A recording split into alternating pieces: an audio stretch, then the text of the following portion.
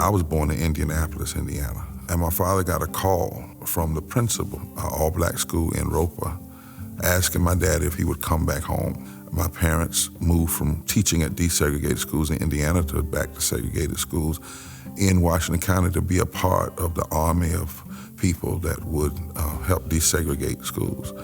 Early on, I understood clearly that life was not just about what you could get from it, but what you could do with it. Wherever you are, you can always serve. And to have been born in a family that went back to the South, what does that obligate me to do with my life? I decided that I would accept this call. I was brought up, if you're gonna be a servant for your people, you do everything to prepare yourself for that service. Education is not somewhere where you get education to look down on people. You get education to serve. You cannot really say you care about the people you pastor if you're not concerned about the public policy that impacts their lives. There are moral principles that are supposed to guide our public policy that have nothing to do with what party you're in.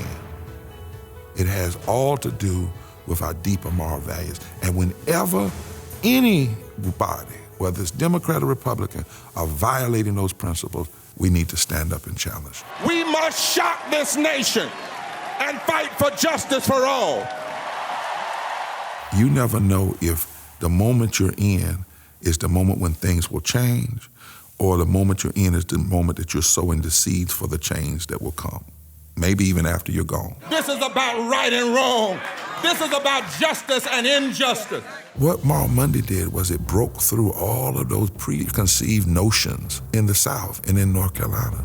And we proved that you can build fusion in the South, and it can be sustained. There was a group of us went in on Monday to challenge and to say they might do these things, but it will not happen in the dark. And then the next week, people came back. We decided to build a fusion coalition and not a transactional coalition, where people are only a part of it till they win their issue and then they leave.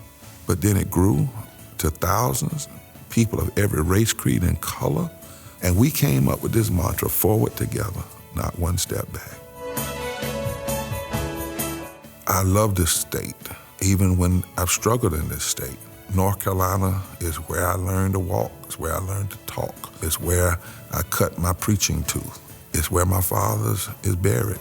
It's where I hope to be buried. It's where it is a blessing when your own state, even a state you've challenged, says to you, we thank you, and we recognize that your challenging was never a matter of disdain, but the challenging was simply because you wanted North Carolina to be and not to seem.